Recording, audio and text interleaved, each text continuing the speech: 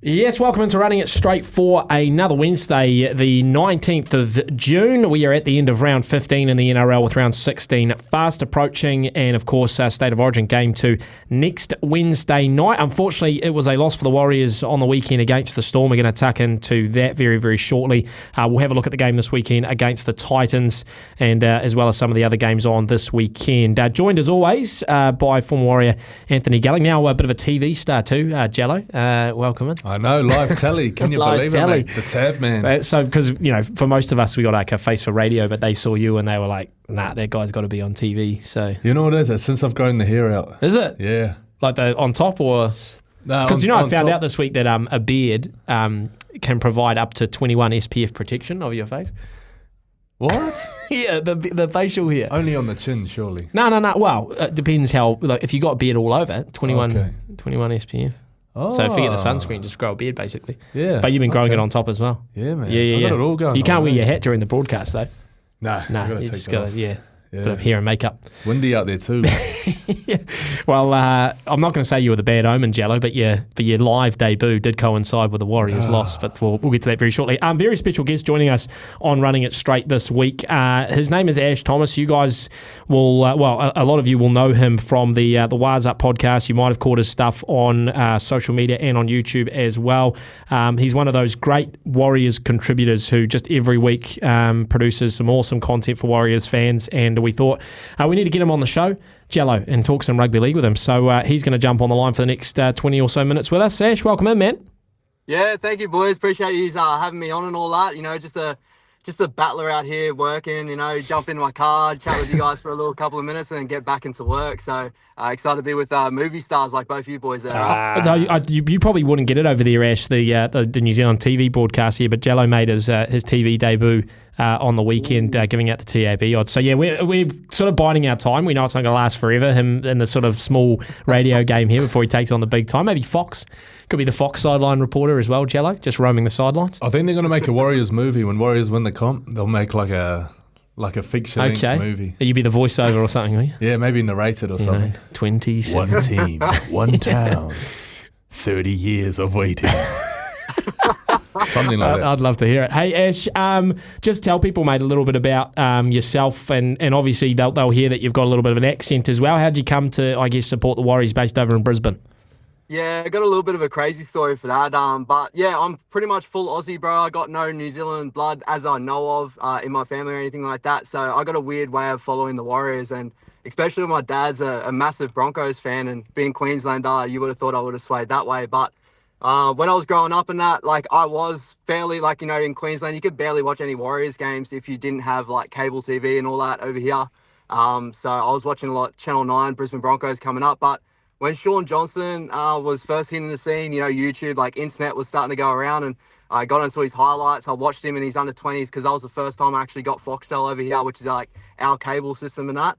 And I fell in love with the Warriors, bro. I've always watched the Warriors growing up, playing the Broncos, stuff like that. But I fell in love with, the way Shawnee played. He was so fancy. I don't know, he made me feel things. So from there, I pretty much followed the Warriors all the way through. I've backtracked. I've watched all, the historic things and all that sort of stuff. So I'm real caught up in my history and that. But, I've loved every step of it. I know it's been a roller coaster ride, but I think that's the roller coaster ride that we all love so much about being Warriors fans, you know what I mean? And it's good that it's slowly starting to steady a little bit. I know it's not the best form this year and that. It's been a little bit up and down in periods, but I still think we're in a better place than we've probably ever been as an organisation. So, but yeah, with social media and that, bro, I've just jumped on and started doing gaming stuff. But then I was I want to talk about something I'm passionate about, and because I've watched sport for all my life, I was may as well talk about one of my favourite sports all the time, if not my favourite sport, and that's rugby league, and talk about my Warriors. So. And ended up taking off a little bit. Levon on Wires Up TV, he had me on, and that's where, you seen me. A lot of people have started to see me, and it's been an amazing ride, bro, and hopefully it continues to go, and I can make something of myself, so I'm not just here in my car at my workplace right now at warehouse. I could do it for full time, so hopefully in the future, bro, I'll get to that. But love being a Warriors fan, bro. No, that's awesome, bro. I'm just trying to think. I remember I jumped on Twitch last year. I was kind of new to Twitch. I had a look, and there was an Aussie guy on there, and he was streaming NRL games, and then just kind of streaming himself over the top. Was that you? Nah, bro, nah. All my Twitch stuff back in the day was all gaming Oh, stuff. gaming. You know, Oh, okay. I was just going to say, Jelly, you're trying to like corner him, police. You one of those guys streaming the games illegally. Oh, that's awesome though, Ash. What a cool story, and I think it's awesome too that you've sort of gone back and learnt the history. A lot of Warriors fans have jumped on the bandwagon over the last couple of years, I guess, and they probably don't really know what took place in those sort of earlier years. So it's cool that you've gone back and done your history, man. We're going to talk to you a lot about some of the stuff that I know you research throughout the week. You do a lot of stats and analysis, which is really, really cool. So we'll get to that very, very shortly. But boys, we always start off the show looking back at the game on the weekend and the Warriors going down to the Storm. And obviously there's been a lot of analysis over the last couple of days, but just hearing it from you boys, starting with you, Jello. Look, the story of it really was a story of two halves in the first half where they come out in the first 15 minutes and blow Melbourne completely off the park, only to sort of surrender that lead, as we've seen in other games this season, going down at half-time, and then as the second half progressed, it just sort of got away on them. So, I mean, what did you make of the full 80, Jello? I liked it. It was action-packed. If it was a movie, it was an action movie. It's back and forth, there's heaps going on. Some of the stats were crazy. So I was sitting up in the commentary box for it. I didn't realise this. Those Sky commentators, as they're commentating, they get live updates. So it's like a stat sheet, and the numbers are just tick, tick, tick, tick, tick. Like that'd updating. Be nice to have. It's so nice to have. I was like, this is the secret. Yeah. But it was, I think one stat was something like, in their opening 10 minutes, 64 tackles Melbourne had made to the Warriors, like five tackles. Was that the number? Yeah. Bro, that's crazy. They didn't complete a set. Yeah, it was phenomenal. So they had that dream start, and then as soon as it flipped and a little bit of adversity went the other way, they kind of came. But it just shows the class of Melbourne, eh? Melbourne is so good. And I mean, that's sort of the hard thing for me, Jello, and I said this all week leading up to the game, was, all the conversation around bringing Sean back in and, where players were going to play and the type of game we were going to play.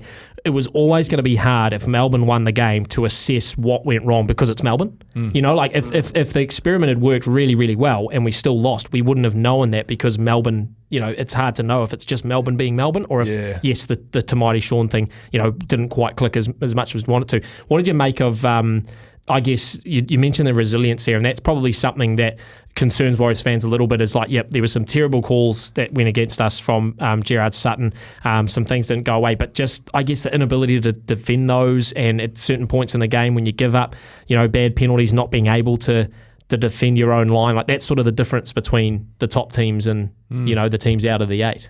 Well, it's a funny one because it seems like sometimes the start that we have dictates how we go for the rest of the game. So if I look at the Penrith game back in Magic Round, we were under the pump straight away, conceded, they're all over us. Yep. So all of a sudden everybody digs in, and it's like, this is the game we're going to have to play. And this game here, you get all the ball, it's all really easy, and then that kind of dictates how you go about the rest of the game. There was times when the Warriors, did dig in and like really fought back, and it was an arm wrestle, and then Dallin gets sent off, then Marcelo gets Well, the game sent was off. in the balance, right? I think it was 24-20 or something like that, and the game was really hanging in the balance, and then just one thing goes against you, and all of a sudden it starts to balloon away. Yeah, well, there was the 2 tries either side of those yellow cards, and that just kind of swung the game. I think that was the difference. It's a bit like in a chess game, you take the 2 castles off. It's like, do your best. What are you going to do? You are a big chess fan. I know you're I'm a big chess deep fan. down, Ash, what did you make of the 80, mate? And I'm sure you would have probably gone back and analysed certain periods of it. What did you make of the performance? Yeah, man, we're such a strange team, overall this year, because stats-wise, everything looks wonderful.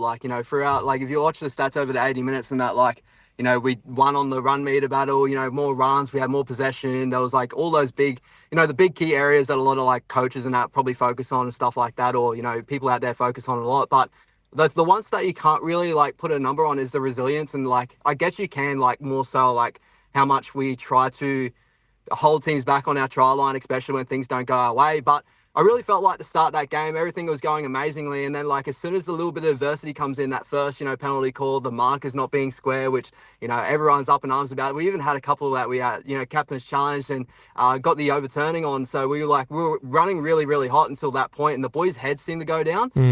But the only part, I would say to that is, in that first half, those 2 tries that they scored, the Melbourne Storm, we held them out for the set. It was just off the kicks.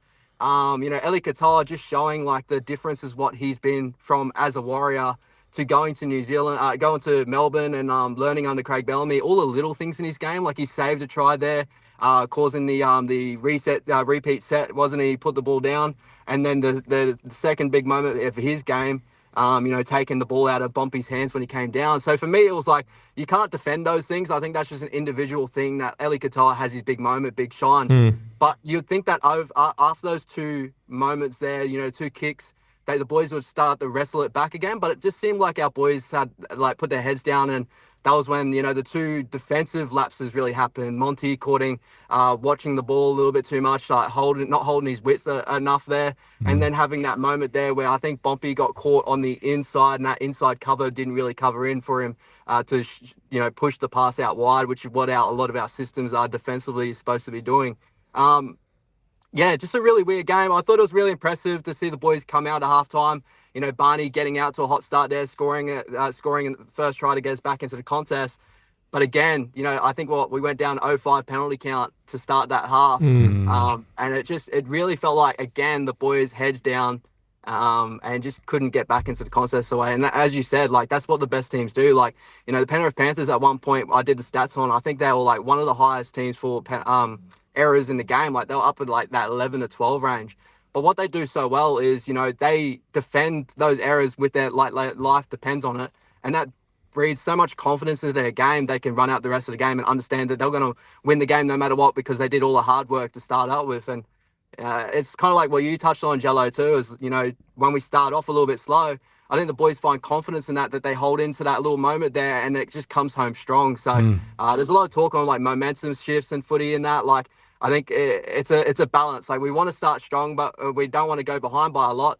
But we don't want to start too strong where the momentum shift seems to go the complete other way. It's definitely a battle we're fighting with this year. Yeah, it's a funny one. And I think one thing, one area of improvement would have to be how you transition out of that first 10 minutes. So the first 10 minutes isn't dictating the way that we play that game. But the other factor too, Xavier Coates, man, in the air. Oh, he is the absolute. It's like having the Air Force on your side. He just got the air covered. Everything they kicked to him defensively, shut down. There's nothing. He's not giving up any points there. And then on the flip side, if they've got nothing doing on their fifth tackle, it's all right, let's kick it over to Coates. And even with numbers around him, he get up, get either a catch and an offload or a tap back or something. But every game he does it. Every game they kick to him and something happens. So it's kind of like a 12-point swing where he can stop tries at one end and score at the other end. That's a huge difference. Yeah, for sure. Is there something to be said, not for the fitness, but I guess if you come out and play a style of play like we saw in the first 15 minutes, that's just unsustainable. The boys were rushing up into the line on attack. They were ferocious. Is there something to be said for maybe you can't really do that for 80 minutes? Or it's not sustainable? Yeah, because it's just you're just pouring so much in early on. I think if you can play in that style and get the result at the end of it, if you can do that and finish with points, you've got the rest to recover and get back. If you sustain that kind of pressure and then, you don't force a dropout, instead you give up a 7-tackle set. Yeah. That's double whammy. I get you. And there was a couple things. So you have to make sure you convert, basically. Yeah, you got to convert on that effort. And there was a couple periods in there where they did dig real deep, did do really well, and then tackle 3 Melbourne line break and you're up the other end of the field, and it's So that drains you. So 14-point loss, boys. 24 points against the Storm. Once again, you'll take it. We had that conversation earlier in the season, and indeed last year when we narrowly went down to them. 24 points against the Storm, you'd think it'd be enough to beat them. But how are you left feeling after the game in terms of the season as a whole? I said it was a bit of a season-defining game. If they had got the win over the Storm, that's the third top 4 side in as many games that they would have tipped up. They would have been inside the top 8. Season really starting to fly and get momentum. But after 3 really good games, we sort of have this roadblock in front of us. How does it make you feel? I'll start with you, Ash. How does it make you feel, I guess, just moving into the back half of the season? See, I took some positives out of that Melbourne game because I've broken down our season to 3-part blocks. You know what I mean? Our start to the season that a lot of people I do think that are forgetting about. We laid the foundations fairly well to start the season. We had a 3-game win streak there. The Raiders, the Knights, the Rabbitohs, where our defense was unreal. We only conceded 8.6 points per game within that period there. And then we had, of course, the Manly game seemed to be a massive arm wrestle where we had a lot of things go our way and stuff. And then we just didn't come away with the chockies, even though we had probably the better moments, especially in overtime. Unfortunately, Tohu dropping his lollies pretty fairly out. That could have been another win tally to our tally there too. And if you think of the Sharks game, there's a lot of what ifs there to start the season, right? And then that 4-game block that we had really, I think it's put a lot of fear in us after this game here that we're going to have another 4-game block. You know what I mean? Like we're going to go through another dip and try to find our way again. But I think the biggest positive I could take out of this game though too is like, I still felt like Tamaite, like he felt like it looked like he had a lot of the confidence. I know we'll probably touch on a little bit of like, you know, the combination of Shawnee and Tamaite, but I think the biggest worry was coming into that game when Shaun Johnson comes back, you know, he's going to take everything away from Tamaite. But it seemed like Shawnee was like willing to be the second foil. Whether that suits him or not, I'm not too sure. But the positive I took out of that is like, you know, Tamaite's got his confidence under him now, so he's playing good football. I think we just got to play off the back of that. And especially with a lot of men coming back in, I do think that we can go back on the run. We got a soft draw towards the end of the year. For me, this season has been, there's a lot of what ifs, like, you know, the what ifs of, you know, winning the first game against the Sharks, the what ifs of beating the Melbourne Storm at Melbourne. Like those would have been massive results for us, but things just don't go away this season. We seem to be the most unluckiest team in the competition. But yeah, it's just, for me, I'm still holding out hope, still got positivity. We'll probably I hope that we make the top 8. I still think we can. But I can understand why fans start to get worried when they saw that 4-game block there, and we start to see very similar things to what happened when we won that 3 game straight before this, and we've done it again here. So I'm holding out hope, bro. I can't wait to see what we can bring out this weekend and continue it on. It's funny when you talk about like an unlucky team, like it never seems to go our way. If you look at Melbourne have been in those same tight games, but they always seem to clinch it. And I think that's the difference between like a quality side that knows how to finish and a side that's always unlucky and always like, you look at Canberra, they're always just like, you know. And I mean, look, Melbourne leading the comp, right? So even though, to your point, Jello, they've come out of some pretty tough games, quite luckily, they still sit at the top, which has to be said for something. So, I mean, just quickly, Jello, how do you, I guess, assess it after 15 rounds, after going 3 on the trot against good teams to then lose that game to the Storm? How do you feel? I think I feel good. So if you look at, I made the comparison with Brisbane last year. Brisbane had the hoodoo of, they couldn't beat the Storm and it was 14 games or something like that. And then that was the hurdle that they had to jump. They had to beat Melbourne to prove that they could go on to the GF, which they'd done. I think we find ourselves at the same hurdle now. There's this big hoodoo that we can't beat Melbourne. They've got it over us. If we do want to do anything this year, like if we run into the finals, hopefully we do make the top 8. If we run into Melbourne, that's the ultimate test for us. If we can beat them, we can beat anybody. But I'm not worried. Like I look at that game. Like for me, if you want to beat a team, you got to score at least 24 points, at least, and that should be enough. And if you really want to beat a team, you got to hold them to 1 try each half, so 12 points max. Yeah. Okay, so 24 points should be enough to beat any team, but you can't let Melbourne score 38 and expect to win. Yeah. So attacking wise, I think we're good. I think if it was any other team on the weekend, us 3 in a row with that momentum, looking for 4 at home, I think we turn them over. But I think we're undervaluing too what that game meant for Melbourne. So they had all their old boys there. It was a big deal with their player manager that passed away back in 2000. His family's there. His wife and his daughter were there. And Bellamy's making a big deal about it. Like he's so good at putting significance into games that might not be significant.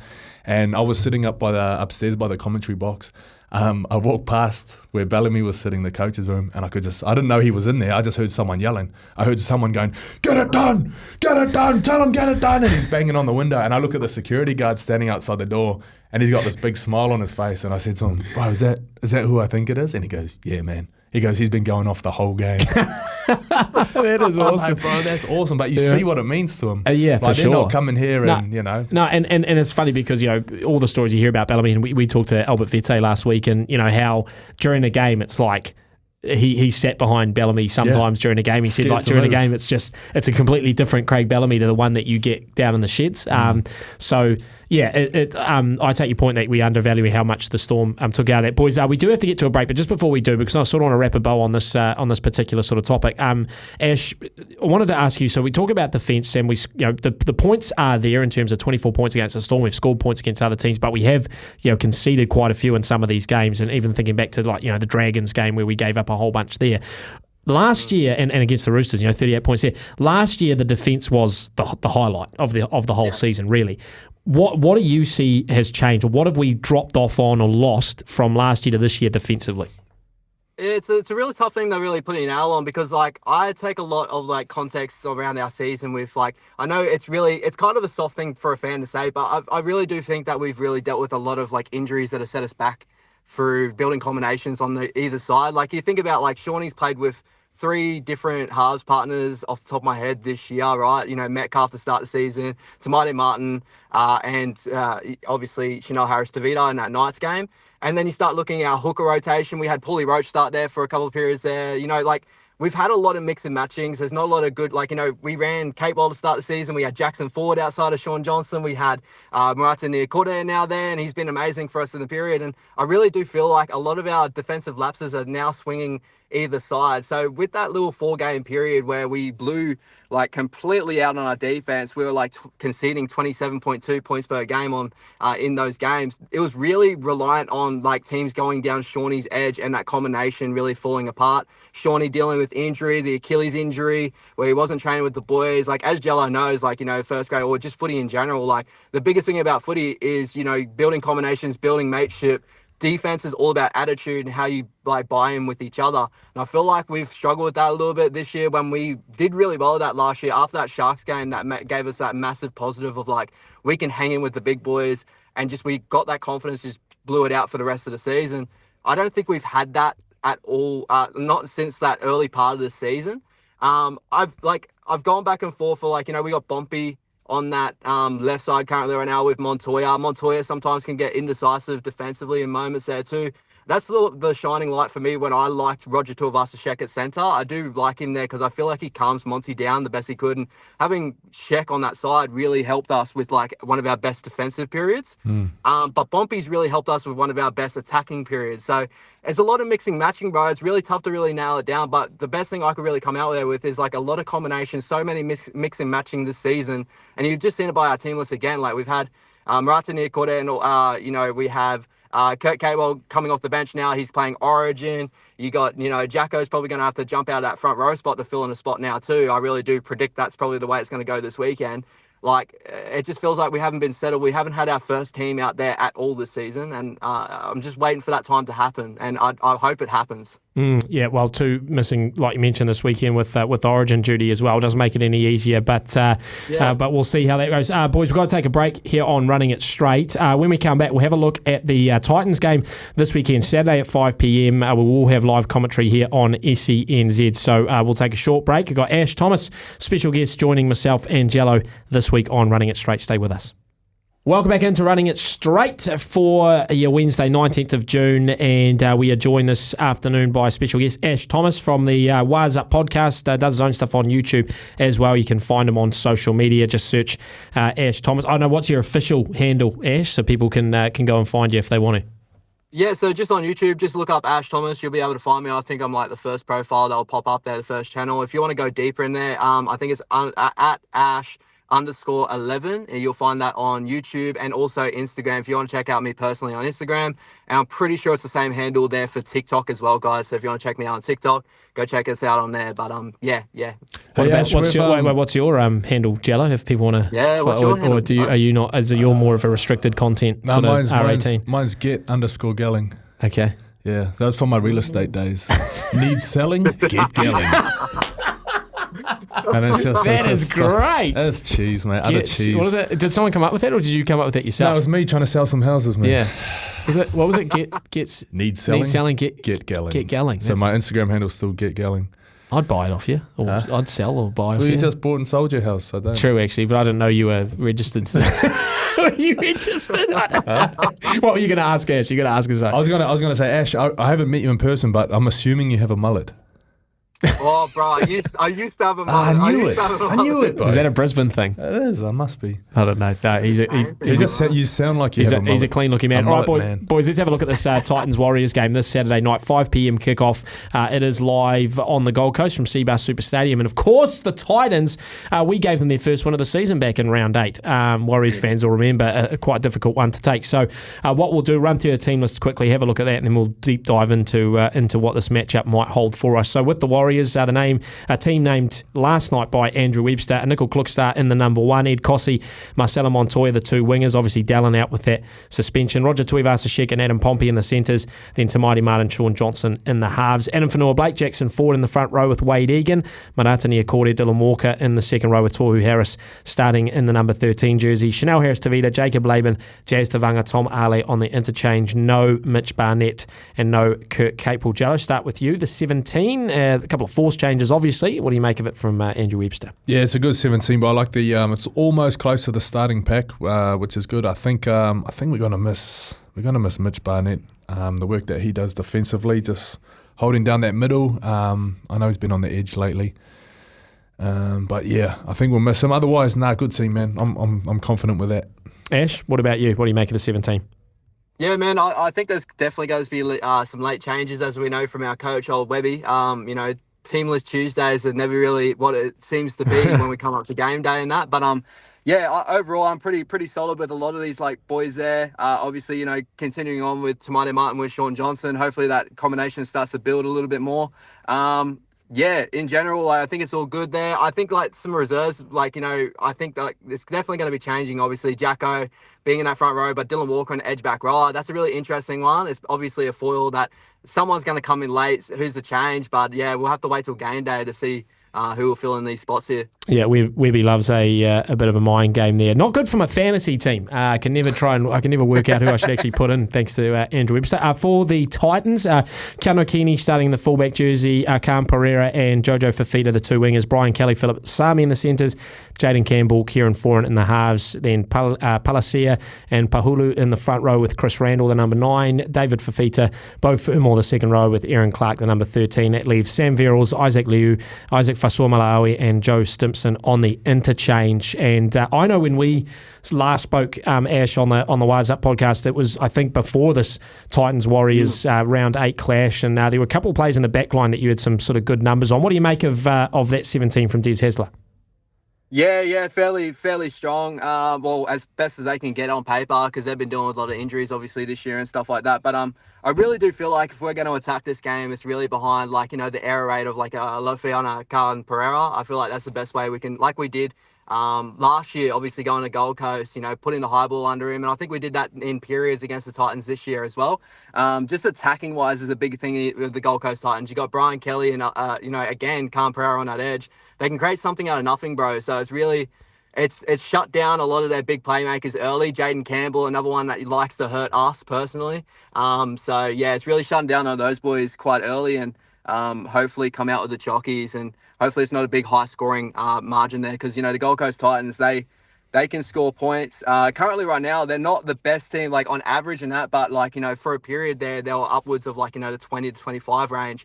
Now they've dropped all the way down to the 19.3 in their last 3 games due to a couple of poor performances. So hopefully we can continue them on that track. It's definitely a different situation than round 8, isn't it? Where they were sort of building, they'd missed out on a couple of close, sort of losses, and then they come in to us probably thinking we were a bit wounded after the Dragons loss. This time's a little bit different. Well, they had that pressure on them to win a game. That's what I mean. They came very close the week before against Manly, didn't quite happen, and then they decided to beat us. That Brian Kelly had a field day that day. Do you remember that? Yeah, and it's funny because Ash, I remember you talking about he's quite an underrated sort of centre and can produce something out of nothing. And you're right, Jello, he did sort of terrorise a little bit. So he's going to be him v Pompey, is it? I think it's him. I'd possibly say that would be him versus Tuivasa. I did a little bit deep dive. I don't know if you look into the team reels and that too much, but seeing him running and jumping off his left foot, catching on the body bag that's on the right hand side, gave me I think he's on the right hand side. That is cue the X-Files music right there. Sherlock Holmes looking for clues. Oh my God, that's great. Bro, you're on. You think too, Jello, you've probably seen him, in the past too with Roger. Roger, to me, when I saw the start of the season, I thought he would get that starting spot on the right side. And it was I love Rocco, and I think Rocco's incredible. But out of the two, I was Roger is preferably a right side player. I know he can play both sides of the ruck, but he's got a really nice left hand fend. I know that left hand step doesn't really help him too much, but when you think about if he's got a left hand fend, left hand step, he might be a left handed player. So you'd probably say that he'll probably pass better left to right. So I would have said everything preferred him on that right-hand side. So if maybe we get a look at that, maybe we could run with that for the rest of the season. I'm not too sure. There's a lot of questions on that. Well, Roger's very, very good on the right. I think the work that Rocco and Dallin done last year, they didn't want to break up that combination because Rocco was going really good. But the thing about Rog, because he is a left foot step, like that left foot step, he uses that to get around you. So if he's out on the right and he steps off his left, you got to turn your hips to go, and then that's when he straightens up and gets you back on the inside. And you see it. The Raiders, bro. Hey, when he went to the Raiders game, he cut back in on the Raiders, and it was an awkward step. It's only the step that Roger can do. He's running towards that same side, but use that left foot to get around a player on that same side. Like, it's incredible. It's crazy. The one where Strange was left like grasping at thin air. It was a great one. Well, there's that one, I think it was his breakout year at the Roosters against Melbourne, and he just whacked with the winger within a metre. Yeah. It's crazy. So that is Roger. I like Roger on the wing. Like remember when I said earlier in the year, you've been big on that, and I've been I've been advocating for that. But look, Ash, you wanted to talk about the centres, didn't you? Some stats around Roger and Pompey, and I don't know, there are calls for Rog to move out to the wing, but what do you reckon? Yeah, see, like, I'm still a proponent. I'd still love to see Roger there because he obviously, by all the chat coming into the season, he had his mindset that he wanted to be a centre, wanted to be the best centre and all that sort of stuff. And, like, when I go through the stats, like, stats-wise, I think a lot of people, I know stats only tell half the story and eye tests also tell another thing. But for me, the eye test defensively, he's unreal on that side. I think he cuts down a lot of space really early. And he's like, his tackle ability being in union, I think that's helped him a lot too. But when we go on stats-wise too, like he went through 19 touches a game. And this is I brought this down into the Manly to Knights period, which is our worst period, obviously, right? But like that was the most that we saw Roger consistently at centre because at the start of the season, he was like chopped and changed to the wing, fullback, even mid-game. So this period, 19 touches per game, predominantly through the middle, 171 run meters, which, Joey Manu of the world is averaging at the moment 127, Herbie Farnworth 145. So stat-wise, he gets through that much work, even though people think he doesn't get a lot of ball in his hands on that side. A lot of his work does come through the middle because he goes searching for it, which is predominantly the roaming centre role is what we're kind of hoping for. Post-contact meter-wise, he's upwards of 65.7 per game. Like, that's incredible. 5.2 tackle breaks per game. And this is all at centre too, guys. As I said, that's within that period there. And 11 tackle breaks per game. 5.2 tackle breaks per game. Joey Manu's only averaging 5 tackle breaks per game. So we're talking about the best centre in the league right now. His stats are comparable there. I really do believe that our attacking shape just wasn't suiting him in that period. Well, and quickly, that was something that I brought up actually on breakfast this morning was, with Roger, it's that hard question of, was it because the attack wasn't clicking that Roger wasn't being utilised, or was he a part of the attack not clicking? And I think my curiosity comes in, I would love to have seen him in these last 3 wins where the attack has been working. I would have loved to seen him in that, to see how he would have performed in that, because I feel like it's the latter. Well, you look at his numbers. So you say his strength is his meters, his post-contact meters, his tackle breaks, right? And that's the work that he's doing at centre. He's putting up those numbers. If he's a winger, those kind of carries become even more his job. So he'll be doubling down on what he's best at. I get you. I get you. But his numbers would be like through the roof if he was on the wing, I think. Yeah, it really comes down to like, what do we prefer? Like, are we preferring at the moment now with like Pompey at that centre? Which, like, I love Pompey. I think Pompey's been heavily criticised early on in his season. I feel it's unfairly criticised. Like early on, I feel like he's a really solid, good centre. But like the differences for me was like Roger was like, just seeing the type of player, like the potential he has to be at that role could elevate us, when I felt like the biggest strength of us was Montoya, Dallin, Chance, and having all those boys, the run meters we get out of our back end. When we had Pompey there, it was a slight downtick there in that centre role. Where we had Roger there, it was an uptick in run meters. We're getting into field position, but we weren't converting well there. And then when you look at defensively too, like 11 tackles per game in that little period there and only missing 1.7, where Joey Manu would average about 2 misses a game. Like defensively, he was really rock solid. Like that was the big thing where Pompey sometimes, he's solid there, but can get beaten on his outside due to just his relaxed nature in defense, where like I feel like Roger just cuts down that space. But again, we've seen that little period where, obviously Pompey stepped up. Attacking-wise, he's been incredible. and he's got that goal kicking ability now too. And judging on how Shawnee's going with injuries and all that sort of stuff, I feel like that might be a big option to be like, maybe we do push Roger to the wing, because either way, Roger's going to be incredible. I think we just need to figure out a way to really utilise him as well. You know what I mean? Yeah. I think it's important too to have that variation across the side. So don't have a whole team of our like all-rounders. You want guys that are good at something, you know. So if Roger's the best at carrying, getting wins, getting quick play the balls, then put him on the wing, let him do that. If Pompey's the best at, you know, beating people one-on-one, like those scrum plays, you know, how they love to hit him early, let him do that. Let Rocco do something. Let Tane do something. Let everyone just kind of bring their special power to the table. I like it, Jello. What about SJ versus Tamati Martin? Ash, and I know you've got some stuff on this. Once again, has been a hot topic with Tamati doing so well in Sean's absence, and then Sean came in, and like I said, just unfortunate that Sean came back in against the Melbourne Storm. So we don't really know if it was, you know, a quote-unquote failed experiment or whether it was just the Melbourne Storm being the Melbourne Storm. How do you see the Tamati and Sean combination moving forward?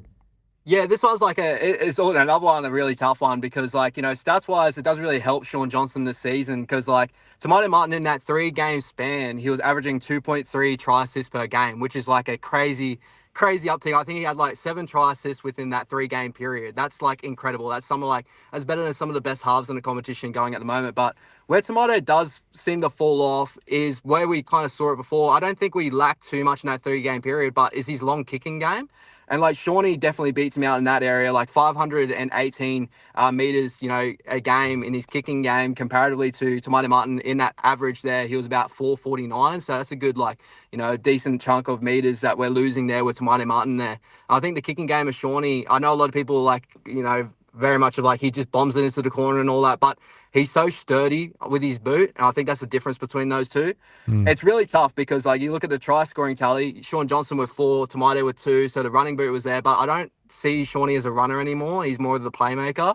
It's really tough to really nail it down because that 3-game period we played so direct and energy filled. It's really tough to really nail it down to who's going to be our best 7. And going by the stats, if you're going try assist wise, it's Tomato. If you go on kick meters and playmaking in that sort of sense, it's Sean Johnson. So, yeah, it's a really tough one to really nail down. But, yeah, either way, like I'm confident that I would prefer Shawnee just being like a Dally M halfback of the year last year. We all do forget. If he's healthy and ready to go, I think Shawnee can take us to the promised land. Tomato, still, I'm waiting to see. Is like, you know, I need a consistent stint. He's had a 3-game, looked incredible, but I need to see a lot longer to be like he's going to be our first, like, you know, half going into the future, if that makes sense. Yeah, no, those are some awesome stats, but I think that reiterates my point again.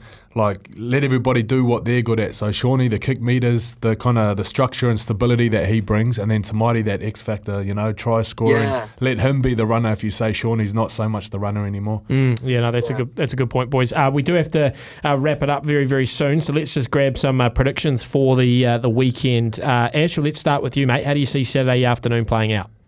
Yeah, man, I'm going out there, so I'm really excited to go see that live and all that, me and the bro, so I'm really excited to see that. Hopefully it's a dry track and all that for us, because we play with some of our best footy, obviously, in a dry track. I do think that I don't think our defence is still rock solid enough to really hold them to 2 tries or so. So I think the Gold Coast will probably get upwards of that 20-point mark. Hopefully not, but I really do think it's going to go that way. I think our attack at the moment, I think there will be a connection. I'm hoping for anyway, just judging by everything. But I hope we can get up to that about 24 to 28 range. So 28 to 20 is where I'm looking at. I'm looking at us to really try to nail down on that Cam Pereira side and Brian Kelly side, especially with the errors those guys have out of their back end, especially in our defense. You know, hold them down that end, really put them in that corner and make them work hard out of that back end, because they don't really have the forward pack at the moment to really contend with us. And defensively through the middle, you could probably see AFB or someone like that crash over, because they've been shocking for the middle lately. Like you watch the Tigers game at the weekend, just the defensive lapses for the middle, that A defender is not working with the markers. Like it's been horrible. So hopefully we can tack really well for the middle there. All right, AFB anytime try scorer 28-20. That's Ash's prediction. Jello, what do you got?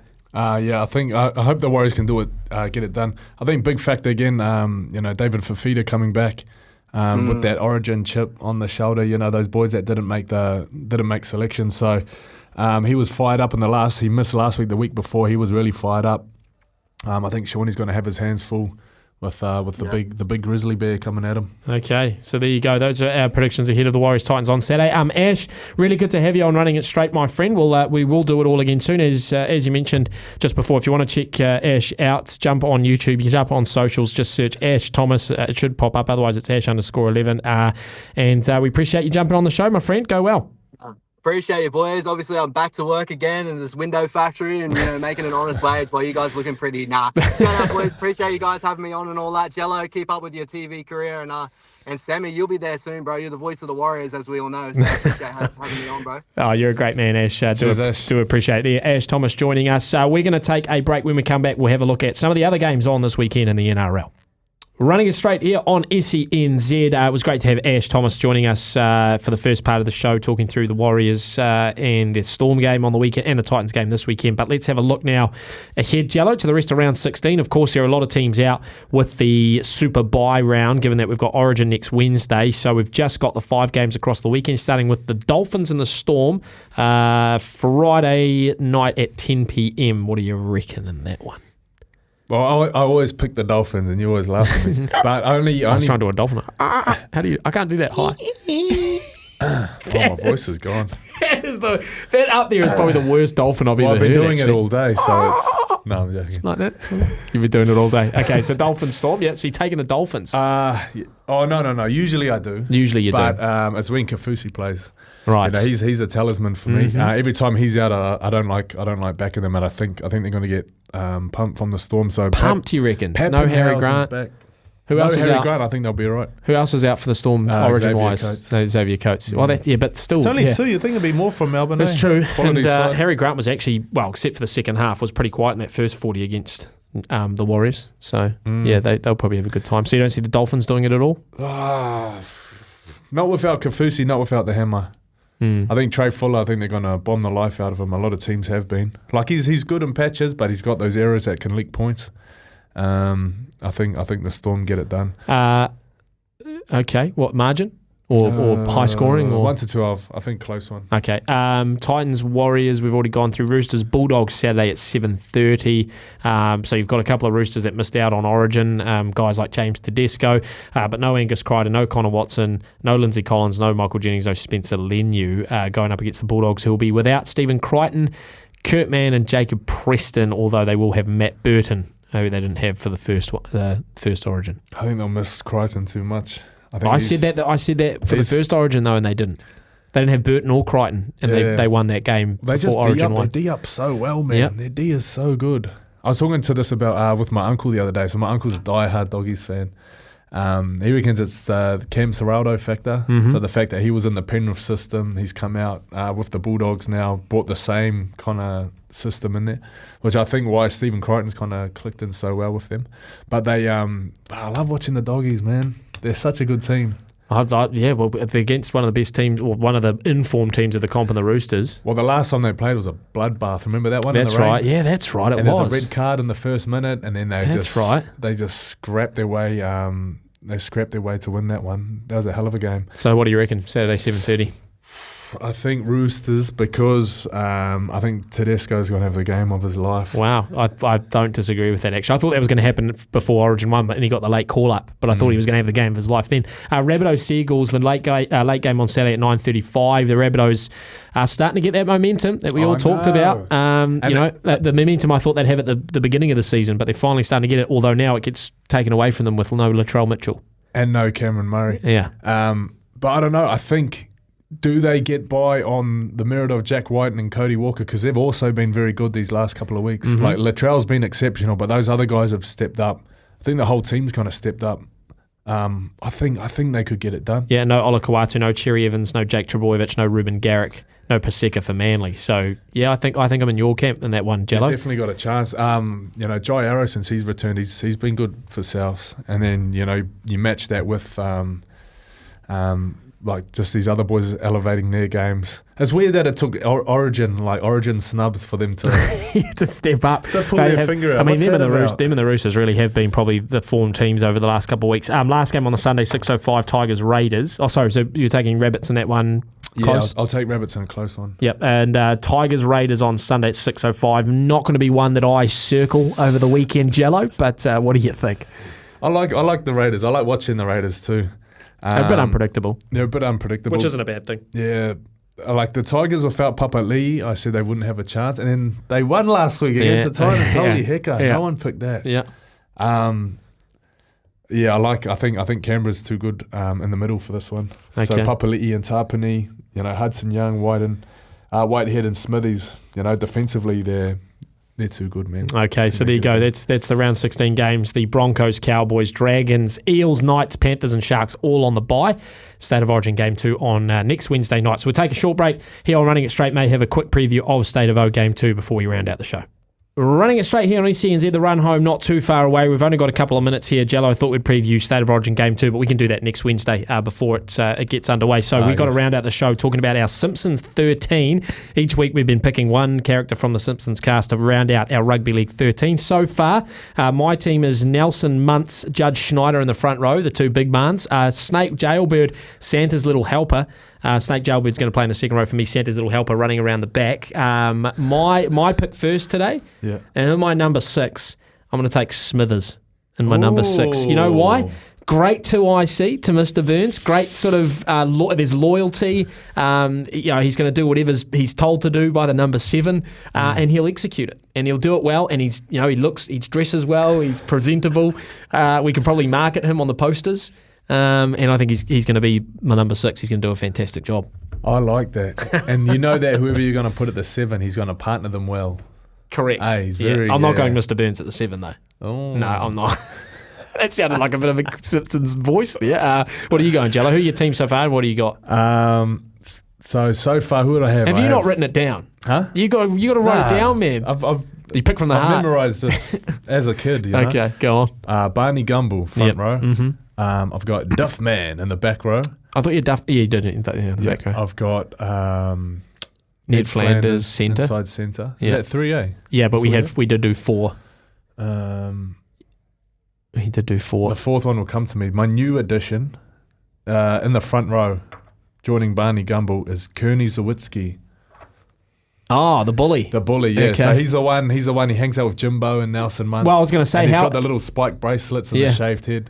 I wonder how him and Nelson are going to go head to head. It's sort of the master and the apprentice. Well, he's a year older than Nelson. Oh. if you know Those your sorts Simpsons. of facts are what can win you a game of football. Yeah, so he's got it over him experience. I'm trying to think who your other player was because that's my 6th. That's my 5th now, and you only read out 4 there. So you got Duffman. Have you picked a 6 or a 7? Yeah, I think I picked a 6. Yeah, I can't remember who.